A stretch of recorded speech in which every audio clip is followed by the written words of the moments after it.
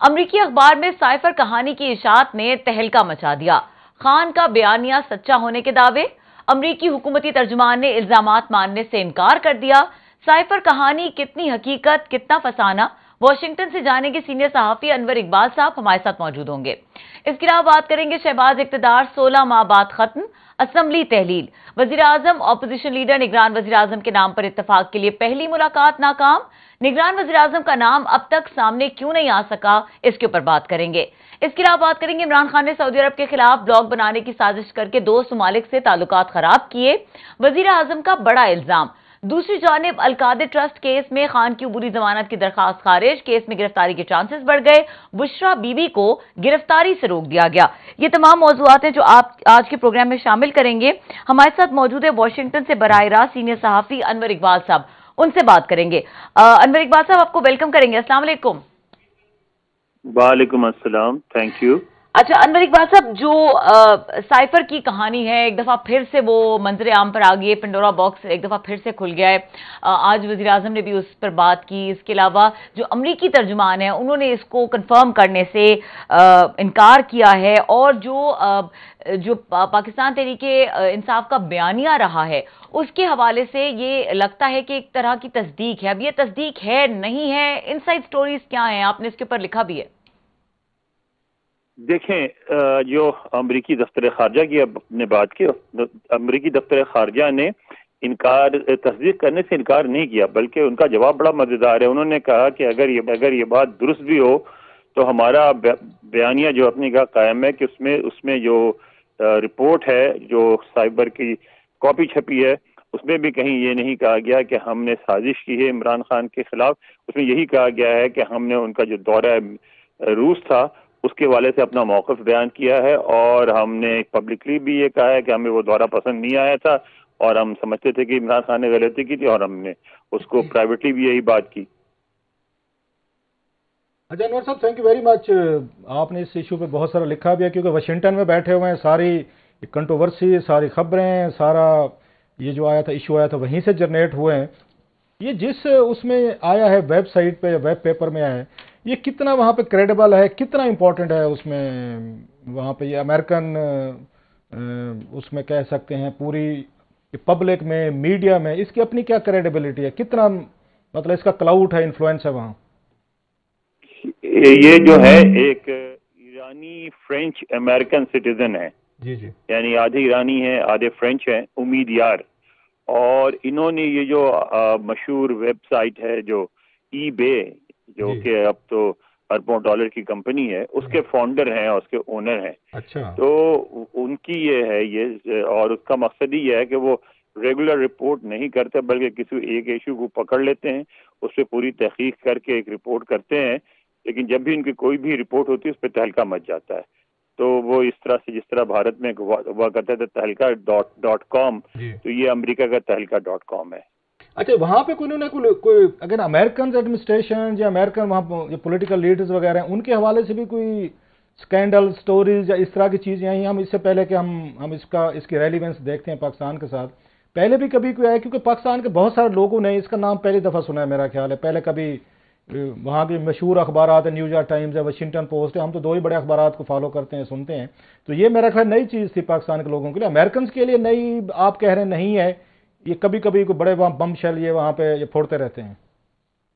جی کرتے رہتے ہیں، امریکہ کے حوالے سے بھی کیا ہے، یورپین کنٹریز جو ان کے حوالے سے بھی کیا ہے، ایران کے حوالے سے کیا ہے، اور ان کے جو فاؤنڈر ہیں بقول ان کا یہ کہنا تھا کہ جو صحافی ہیں اور ان کو چونکہ پیسے کمانا ہوتا ہے، صحافتی اداروں کو پیسے کمانا ہوتا ہے، اور وہ پیسوں کی مجبوری کی وجہ سے وہ اکثر بہت ساری خبریں نہیں کر سکتے، تو اس لیے انہوں نے کہا کہ میں نے ایک بہت بڑا نہیں لیکن ایک چھوٹا ادارہ بنایا ہے جس میں کام کرنے والوں کو پیسہ جنریٹ نہیں کرنا پڑے گا خبروں سے، پیسہ ہم ان کو فائنانس کریں گے اور وہ اپنا خاموشی سے کام کریں، اور اسی لیے انہوں نے اس کو چھوٹا آؤٹ فٹ رکھا ہے۔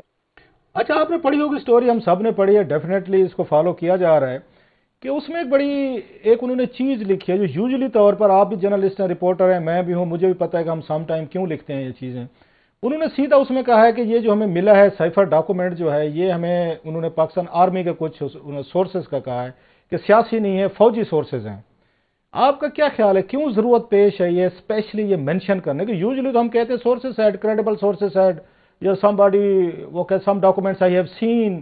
یہ تو پہلے کبھی نہیں ہوتا کہ باقاعدہ سورس کو آئیڈینٹیفائی کیا جائے، ایون اس کے ادارے کو آئیڈینٹیفائی کیا جائے، لیو الون کے چلو نام نہیں دیا کہ فلان اے بی سی نے دیا، لیکن ادارے کو مینشن کر کے. آپ کیوں سمجھتے ہیں کہ اس کے پیچھے کیا ان کی حکمت عملی ہو سکتی ہے؟ سب سے پہلی بات تو یہ ہے کہ اگر آپ کہتے ہیں کہ باخبر ذرائع، تو بات اتنی آتھینٹک نہیں لگتی. تو تھوڑا سا اور اگر آپ مزید آئیڈینٹیفائی کر دیں تو زیادہ آتھینٹک لگتی ہے. دوسرا یہ ہے کہ اچھا یہ نہیں ہوا ہوگا کہ کوئی فوجی ذرائع انوالو نہ ہوں اور انہوں نے اپنے دل سے کہہ دیا. یہ نہیں کر سکتے، کیونکہ اگر آپ ایسا ہو تو آپ یہاں کیس کر کے ان کو آپ پھنسا بھی سکتے ہیں. ہوگا یہ کہ کوئی ریٹائرڈ فوجی بھی ہو سکتا ہے، فوجی ذرائع ہو سکتے ہیں ان کو جن لوگوں نے لیک کی ہے، جس کسی نے بھی لیک کی ہے، اس نے جان بوجھ کے فوجی، شاید چاہے ریٹائرڈ فوجی کیوں نہ ہو، اس کو انوالو کیا ہوگا تاکہ یہ کہا جا سکے، کیونکہ اس ایک جملے نے اس اسٹوری میں جان ڈال دی ہے، جو صرف باخبر ذرائع سے وہ بات نہیں ہوتی. نہیں، آپ یہ کہہ رہے ہیں کہ اگر پاکستانی یہ آرمی یا جی ایچ کیو جو ہے کل کو یو ایس اے میں جا کے وہ چیلنج کرتے ہیں اسٹوری کو کہ انہوں نے جو لکھا ہے کہ اس میں یہ تو نہیں لکھا گیا کہ کوئی پرائیویٹ فوجی ہے، کوئی سرونگ ہے، ریٹائرڈ ہے، یہ تو نہیں ہے، اوور آل انہوں نے پاکستانی ملٹری کی بات کی ہے. اگر یہ جاتے ہیں اور ان پہ کیس ہوتے ہیں، کیونکہ آپ وہاں کے پورے لاز سمجھتے ہیں، سارے ایشوز کو سمجھتے ہیں، تو کوئی کورٹ اس کو ایڈمٹ کرے کہ ان کو کہا جائے گا کہ آپ آئیں اور اس کو آئیڈینٹیفائی کریں، بیکاز کہ یہ پاکستان آرمی سمجھتی ہے کہ اس کی آپ یہ جو آپ نے پرٹیکولر ایک لائن اس میں لکھی ہے تو ہماری اس پہ کریڈیبلٹی یا ہمارے کریڈینشلز یا ہمارے پہ ڈیفیمیشن یا سلینڈر ٹائپ چیز ہے، از اٹ پاسبل وہاں پہ چیزیں ایڈمٹ ہو سکتی ہیں؟ کورٹ ایڈمٹ تو کر لے گی، لیکن اس کے بعد آپ کیا ثابت کریں گے؟ یہ بڑا مشکل ہے نا کہ آپ کیا مقدمہ، آپ اس میں بات کیا کریں گے کہ یہ انہوں نے کہہ دیا اور وہ نہیں ہے، کوئی فوجی انوالو نہیں، تو آپ کیسے ثابت کریں گے کہ کوئی فوجی انوالو ہے یا نہیں ہے؟ نہیں، یہ ثابت بات ہے نا، یہ جب اگر آپ مقدمہ دائر کریں گے تو آپ کو یہ بات ثابت کرنی پڑے گی نا کہ آپ کی بات درست ہے، تو اس کو آپ کیسے ثابت کریں گے؟ آپ اگر یہ کہتے ہیں کہ جناب یہ بات ہماری طرف سے کوئی نہیں کی گئی، کسی نے اگر کوئی ہے ان کے پاس کریڈیبل سورس ہے، کریڈیبل کوئی بندہ ہے، تو اس کو سامنے عدالت میں لے کر آئیں، کیونکہ ہم تو کہہ رہے ہیں as an army institution, as a G H, کیونکہ ہماری طرف سے کوئی ایسی چیز لیک نہیں کی گئی. باقی ثابت انہوں نے کرنا ہے دوسری سائڈ نے کہ وہ آ کے بتائے نہیں کہ کیونکہ ہم نے کوٹ کیا ہے کہ پاکستان آرمی کی طرف سے ہمیں دی گئی ہے، سو وہ ثابت کرنا ہے، یا آپ کا خیال ہے آرمی نے جا کے ثابت کرنا ہے وہاں پہ؟ نہیں، یہ تو بات ہو سکتی جو آپ کہہ رہے ہیں، اس میں جان ہے کہ اگر فوج جا کے یہ کہے کہ جی آپ نے ہمارا نام لے لیا ہے اور آپ ثابت کریں، یہ مقدمہ کم از کم ہیئرنگ کے لیے تو ایڈمٹ ہو سکتا ہے آسانی سے، اور اس میں بات آگے بھی بڑھ سکتی ہے. اچھا، بالکل ہو سکتا ہے.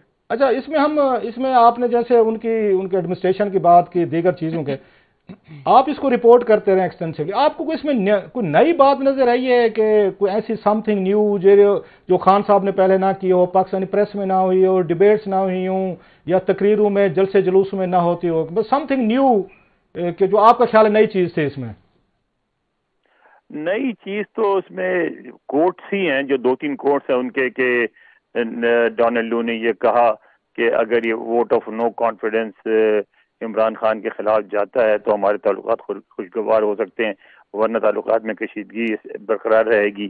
یہ براہ راست کوڈ جو ہے وہ ایک نئی چیز ہے، ورنہ اس میں نئی بات کوئی نہیں ہے، ساری باتیں رپورٹ ہو چکی ہیں. آپ نے دیکھا ہوگا کہ اس رپورٹ میں انہوں نے یہ لکھا بھی ہے شروع میں ہی کہ جو ہماری رپورٹ ہے it is inconsistent with story کے تحت کاروائی وغیرہ ہو سکتی ہے.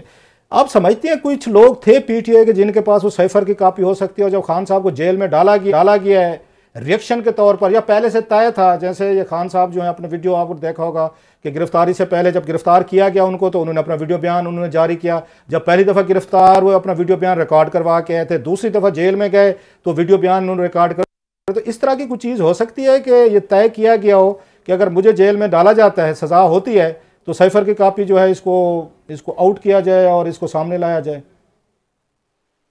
دیکھیں، یہ تو سارا گیس ورک ہے، لیکن بالکل ہو سکتا ہے، کیونکہ آپ یہ دیکھیں کہ سائبر ایک ایسی مطلب گم کرنے سے کیا مراد ہے؟ سائبر کی کاپی، الیکٹرانک کاپی کوئی بھی بچا سکتا ہے، ٹیلی فون سے تصویر کھینچ کے اپنے پاس رکھ لے. آج کل تو گم ہونا کوئی معنی نہیں رکھتا نا، تو اس کی کاپی ہوگی، انہوں نے دکھائی ہے کافی لوگوں کو، کسی کے پاس بھی ہوگی، کوئی بھی لیک کر سکتا ہے.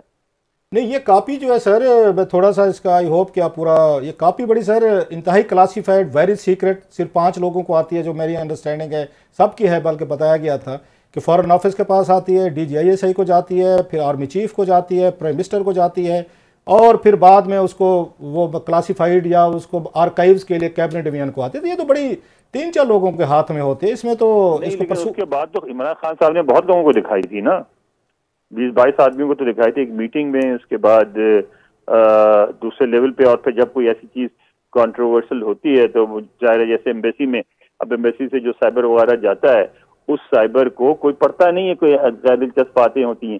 لیکن اگر اتنی کانٹروورسی کریٹ ہو جائے تو میرا خیال ہے کہ ایمبیسی میں جتنے لوگ موجود ہوں گے جن کے بھی ایکسیس ہوگی، اور وہاں بہت سے لوگوں کو ایکسیس ہوگی. جو نچلا اسٹاف کو آپ بھول جاتے ہیں. ہم ہمیشہ بات کرتے ہیں کہ فلاں کو ایکسیس ہوتی ہے، فلاں کو ایکسیس. ایک افسر کا جب آپ نام لیتے ہیں، ہر افسر کے نیچے کم از کم 20 آدمی ایسے ہوتے ہیں جو ان چیزوں کو ایکسیس کر سکتے ہیں، کیونکہ وہ چیزیں تیار تو وہی کرتے ہیں. تو ہر محکمے میں اگر 20 آدمی نکالنے، اگر 20 آدمی انوالو کیے گئے تھے تو 200 آدمی بن جاتے ہیں، 400 آدمی بن جاتے ہیں. تو بہت سے لوگوں نے دیکھا اس کے بعد کانٹروورشل ہونے کے بعد. بہرحال وہ تو خان صاحب نے، مجھے خود یاد ہے جب وہ پرائم منسٹر تھے، جو آخری دن تھا ان کا، انہوں نے اس دن کوئی اسلام آباد کے 8-10 جرنلسٹ جو ہیں، اینکرز یا دیگر جو تھے، ان کو پرائم منسٹر ہاؤس میں ان کو بلایا ہوا تھا یہ کہہ کے کہ میں آپ کو سائفر کی کاپی دکھاؤں گا، because there was debate going on کہ سائفر ایگزسٹ نہیں کرتا، امیجنیشن ہے ان کا، خود انہوں نے بنا لیا ہے، گھڑ لیا ہے. تو خان صاحب نے اس دن کوئی 10 ایک جرنلسٹ ٹی وی اینکر جو ہیں بلائے ہوئے تھے اس پرومس کے ساتھ کہ میں آپ کو کاپی دکھاؤں گا. جب وہ پہنچے وہاں پر تو اس کے بعد وہ لان میں بیٹھے ہوئے، تو یہ بعد میں چیزیں شیئر بھی ہوئی ہیں، میں اس لیے بتا رہا ہوں. میں تو ان کو کہا گیا تھا، خان صاحب نے کہا جی 2 منٹ ویٹ کریں، میں ابھی واپس آتا ہوں تو میں آپ کو کاپی دکھاتا ہوں. میں تو خان صاحب پھر اس کے بعد واپس نہیں آئے اور وہاں سے ہیلی کاپٹر پہ چلے گئے، اور پھر وہ پرائم منسٹر ہی نہیں رہے. That was the last moment وہ سا. سو خان صاحب نے کاپی، جو ان کا دعویٰ تھا، جو ان کی بات تھی، وہ سائفر کی کاپی انہوں نے وہ کسی کو نہیں دکھائی. ابھی وہ آن ریکارڈ نہیں مانیں گے خان صاحب کہ میں نے کسی کو کاپی دکھائی ہے. ایٹ لیسٹ جو 10 صحافی گئے تھے ان کو تو کاپی نہیں دکھا سکے تھے وہ. نہیں، بالکل آپ صحیح کہہ رہے ہیں کہ انہوں نے صحافیوں کو نہیں دکھائی. لیکن آپ دیکھیں سائفر بنا، ٹھیک ہے. اب آپ ایک ذہن میں رکھیں، پہلے نوٹس لیے گئے، نوٹس کو ٹائپ کیا، ٹھیک ہے نا. اب ٹائپ افسر ہمارے یہاں نہیں کرتا، یہ امریکہ نہیں کہ افسر خود بیٹھ کے لکھ رہا ہے، ٹھیک ہے نا. اور اس کے بعد اس کی کریکشن کی گئی، اس کے بعد جونیئر اسٹاف نے اس کو پڑھا، پھر اس کو فائنلائز کیا گیا، فائنل کر کے بھیجا گیا. وہاں اس سائفر کو پھر ڈی سائفر کیا جاتا ہے کیونکہ کوڈز میں ہوتا ہے. تو اس میں پورے پروسیس میں فارن آفس میں اچھا خاصا عملہ وہ ہوتا ہے، ملوث ہوتا ہے. پھر وہ جن لوگوں کو بھیجا جاتا ہے ان کا عملہ، ان کا اسٹاف پڑھتا ہے. تو جو بھی خفیہ چیز بھی ہوتی ہے اس کو بھی 200-300 لوگ